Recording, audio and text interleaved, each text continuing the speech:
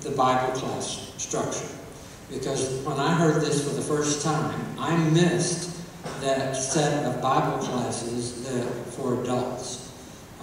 The very first time this was presented, I zeroed in on that adult and children's classes. Well, the intention is a couple of adult classes will be going on at 9:30, while all the others that are in the 9:30 assembly will be there. Then there will be an adult class of some number, and the children's classes again at 10:45. But the children's classes will only be at 10:45. And what about Sunday nights? Well, we have some groups that are meeting on Sunday mornings. I have one at my house that has met quite through the summer on Sunday mornings. We're going to need to accommodate another time for that. Those might be a time some of those groups might like to meet. We will have some special praise events and other events planned on Sunday evenings, either at the Activity Center or at the First Christian Building, depending on what we're planning. So there will be things planned, but not on a regularly scheduled basis. There'll be a special announcement about those.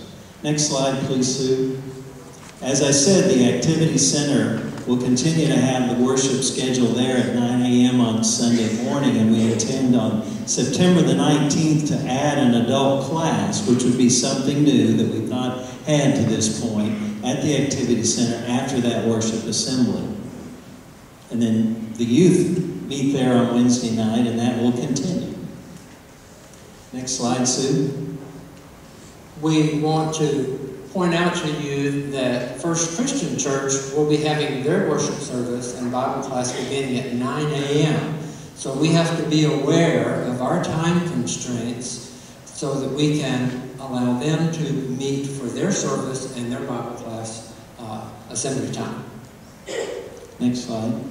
This is a sign that is not made up yet, but it's a design. As you can see, it says conceptual, and you may not be able to read all of this, but it's a sign that will be placed out front of the First Christian Building, and it has our name on it, First Christian's name on it, and we want to thank them for graciously sharing their facilities, and we'll be using that as our temporary home in addition to the Activity Center. And this is a sign that we will permanently, it's not just going to be a realtor type sign stuck in the ground, it's going to be a permanently mounted sign that when we leave there, they will, of course, remove that part of the verbiage, and they're going to use it for their own purposes after we depart next year. Steve, thank you. You did a fine job with my slide. Is that yours? Well, I'm sure it was. You can take this one. This anticipated blessings is yours. As we said, there are many benefits and many reasons that we are taking these actions, and I want to share this with you. And we do feel there's some blessings out of this. We do feel this is a Spirit-led opportunity.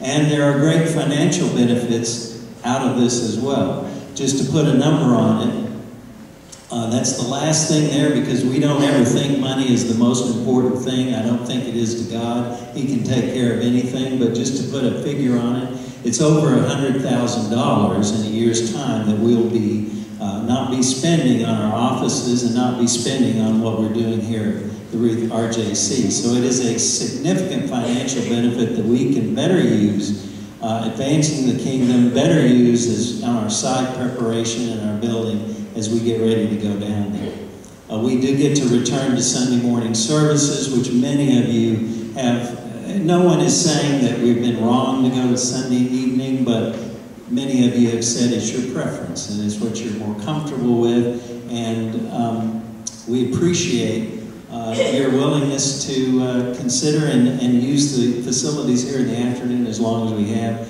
You know, I would tell you I love what we do here in the afternoon, and it's my preference probably to continue this, but I understand we have a greater need. We're going to get to have Bible classes for children and adults, as we've said. And then all this is just a temporary thing. You can see the picture of the building that you saw a lot more detail about tonight. It's just a temporary thing. It's another phase.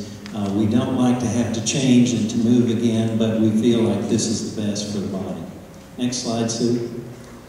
There's some awareness issues that we need to bring before our group, and this will not be the only time that we talk about some of these issues that are on the screen right now. We are going to be guests in the building of First Christian Church, and there are going to be some space limitations, the flow of traffic. We're not going to have a big meeting area, a big commons place like we have been enjoying here at the Ruth Jackson Center. It's a much smaller area. We know that the auditorium seating is going to be smaller. We're not going to have this much room. This is why we're having to go to multiple services.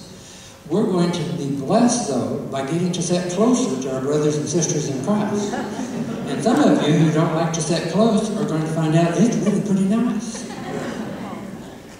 There are limited restroom facilities. We need to be aware of that and need to plan accordingly for that. In fact, for those of you that drink 4 or 5 cups of coffee, when you get here, limit it to a half a cup and you'll be fine. Parking, and we will be bringing you more information and more communication over the next 4 weeks, but parking is going to be a challenge, and we're going to have to take into consideration that there's limited or no handicapped accessibility. There's not an elevator, and I was thinking about this, how you can all connect to it. Remember when we were in our own building just a few months ago when the elevator didn't work?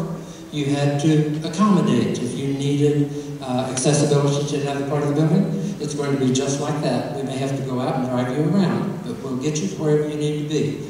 But we are going to need to all be aware that while we are guests, there are going to be some limitations on space.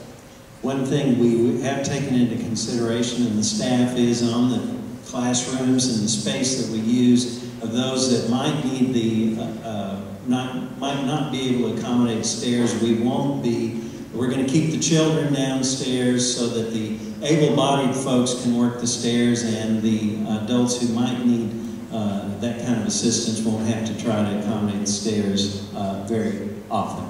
Next slide, please, Sue. We started our time together and our thoughts before the Lord's Supper with this passage. And when I sat down next to Steve, he said, "Did you realize that this was the passage that we started?" And I kind of got a few cold chills, because we believe that we are being Spirit-led. And I don't think it was an accident that we're looking at this passage from John again. And this particular version is, "I'm praying not only for these disciples, but also for all who will ever believe in me through their message. I pray that they will be one just as you and I are one. As you are in me, Father, and I am in you. And may they be in us, so that the world will believe you sent me." And when planning this presentation, and we looked at this particular passage, Steve and I were having some conversations, and then for us to use this passage and this thought to help put our minds together for the Lord's Supper made it really special for me. But our conversation was that this passage has some additional meaning. And Steve, would you share a little bit of what we talked about? Well, we are just, I think this goes along with what I started saying. We are just praying that we will be one, that we have some challenges ahead of us, issues ahead of us, some times ahead of us that will be out of the ordinary. But as Jesus prayed, that we would be one, we have an opportunity here to show something to a community and to our brothers and sisters. We have an opportunity to show unity in Christ, to pray that they will be one, just as you and I are one, speaking of He and the Father. That's our prayer, and we wanted to use this passage as we go into our time of prayer. We don't want to cut that short. Yes, we've run a little bit, the architects ran a little bit longer, and we ran a little bit longer, but we want to take time in prayer, and the youth are going to lead now with Will and John and Layton, and go across the hall, and we want you